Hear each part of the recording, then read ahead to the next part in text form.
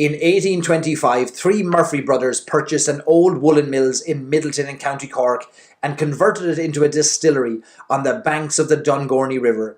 A distillery that over the past 200 years has evolved into one of the world's greatest whisky distilleries. 9 years later, in 1834, and just 70 miles away to the northwest, construction was also underway in the village of Adare in County Limerick, as the second Earl of Dunraven began converting an old Georgian house on the Maigue River into what has today become one of the world's greatest manor houses and hotels, Adare Manor. In this episode of Stories and Sips, I'll share the story of how these two great houses, one a whisky house and the other a house of hospitality, have come together to produce something incredible.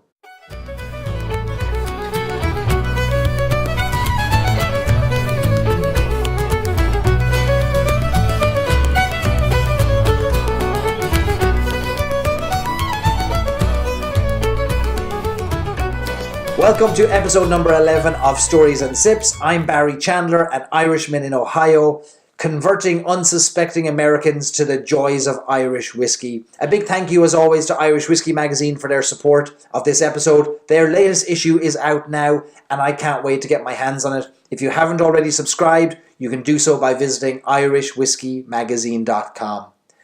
This episode and this story is a personal story.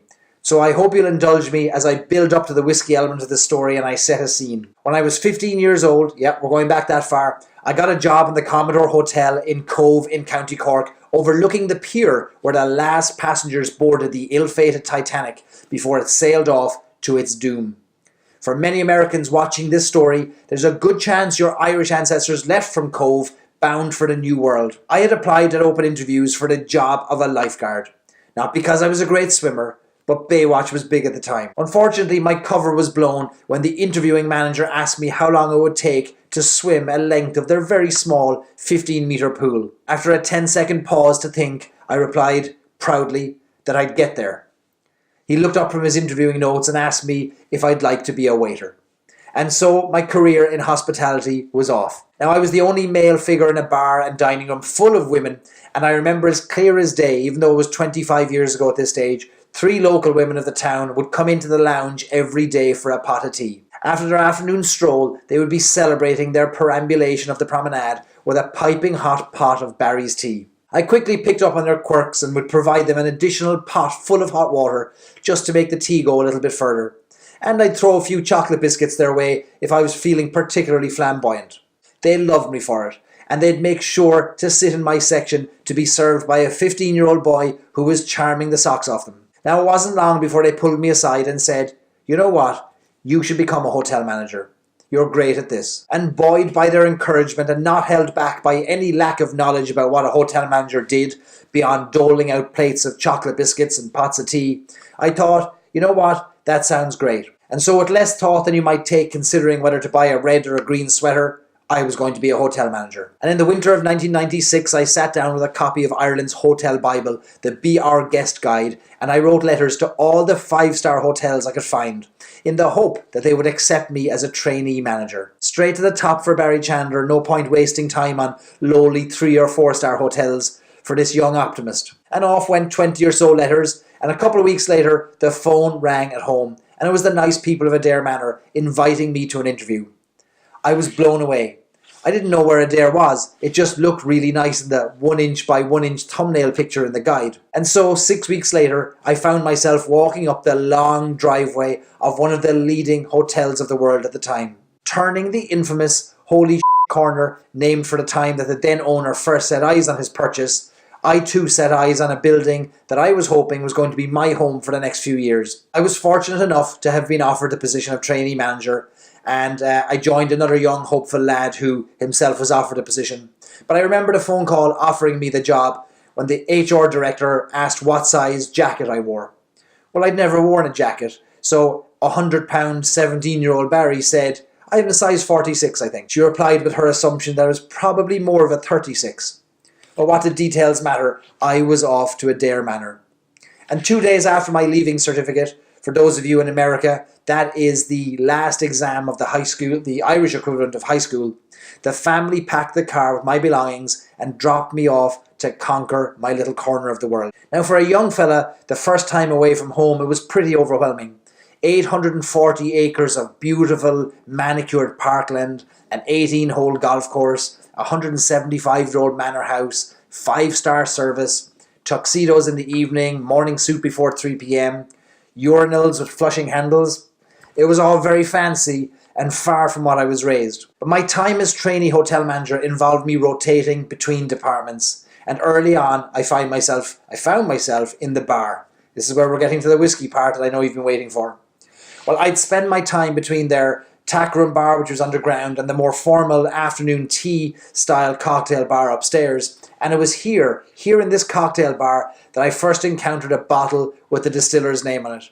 And I've told this story in previous videos, so I won't belabor the point, but it was here that I found Midleton Very Rare. I have a few bottles over here somewhere. Here's a bottle, and the bottle looked just like this. But it was here that I learned about a man named Barry Crockett, master distiller at Midleton, who envisioned the Midleton Very Rare idea, and it was his signature that would have been on the bottle at the time, right here. And here I learned that Midleton Very Rare was indeed a rare bottle with a limited release. And it was here in Adare Manor, tending bar, that I fell in love with the history and the stories of Irish whiskey. Now, 2 years before I joined Adare Manor, unbeknownst to me until a few weeks ago, Barry Crockett was laying down some single pot still whiskey for maturation in the warehouses. Back when sales of pot still whiskey were small in the 80s and 90s, Barry Crockett remained optimistic about the future of Irish whiskey and the return to the golden era of single pot still whiskey, which is truly the Irish expression of whiskey. And so, in Bay number 3, in warehouse number 9, in Midleton, a very special cask settled into a spot it would remain in for 23 years. Cask number 986, made of American oak and formerly filled with bourbon, rested in the warehouse, maturing. Between 1995 and 2018, a whole 23 years, that whiskey extracted flavours from the cask. That is until the 2nd of August this year, when the liquid saw the light of day again for the first time since Bill Clinton was in office. And the cask was tapped for one reason: to bottle a very special whiskey for a very special collaboration. And while Barry Crockett had since retired, it was his protege and his successor, Midleton Master Distiller Brian Nation, that collaborated with the team at Adare Manor to create a very special release. A first for the Midleton Distillery, in fact. A single cask, single pot still, Midleton Very Rare expression. Only 152 bottles came out of that cask, each of them bottled at cask strength, 52.5%. Now, it's an incredible collaboration, an incredible evolution of the Midleton Very Rare series, where only the very best whiskey ever produced in Midleton can be called Midleton Very Rare.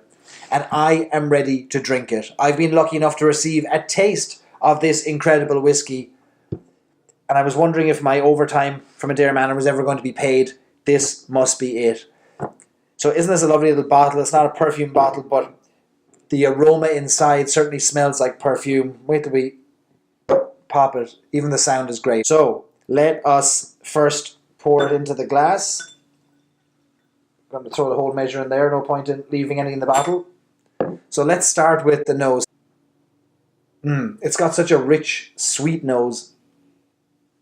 You've got that heavy fruitcake aroma and that oakiness. It's impossible not to get that, that charred oak smell, which is incredible.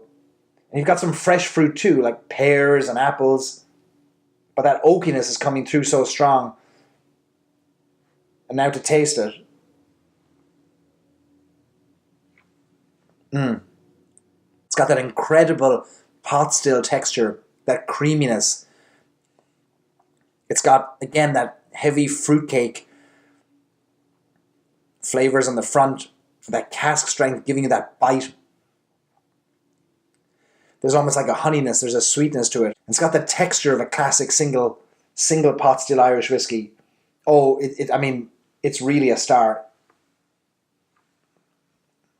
It seems more full-bodied than a typical Midleton, and that can be because of the cask strength too. The cask strength, the ABV, traditional Midleton just being 40%. So that's 40%, and this is 52.5, and you can certainly taste that. But it is really a star. And this small bottle isn't enough. I'm going to need a full-size one. But it's going to be tough to get hold of one of these bottles. I mean, only 152 bottles came out of that cask, and 100 of them are already accounted for by the hotel for their own use.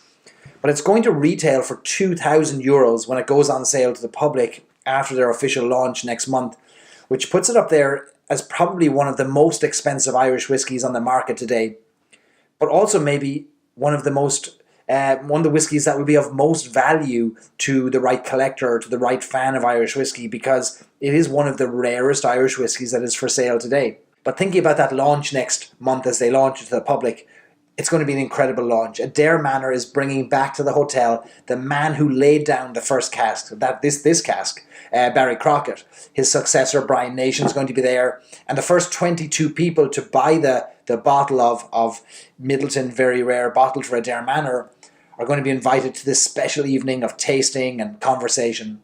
It'll be an incredible night. And if I didn't already have this drunk by that time, I would be toasting them all the way from 3,000 miles away with my miniature Midleton. But I might have to crack open another miniature on the same night, or another Midleton on the same night, and toast them from right here. Let me get one more taste of this. Oh, now that it's opened up a little bit, just nosing the glass, it is an incredible sweet vanilla oakiness coming out of that glass. It's incredible. It's hard for me not to be bowled over by this collaboration. I mean, putting the taste, the aroma aside even, you have two incredible bastions of Irish hospitality and culture coming together. You've got these two iconic brands that are beloved far beyond the shores of Ireland.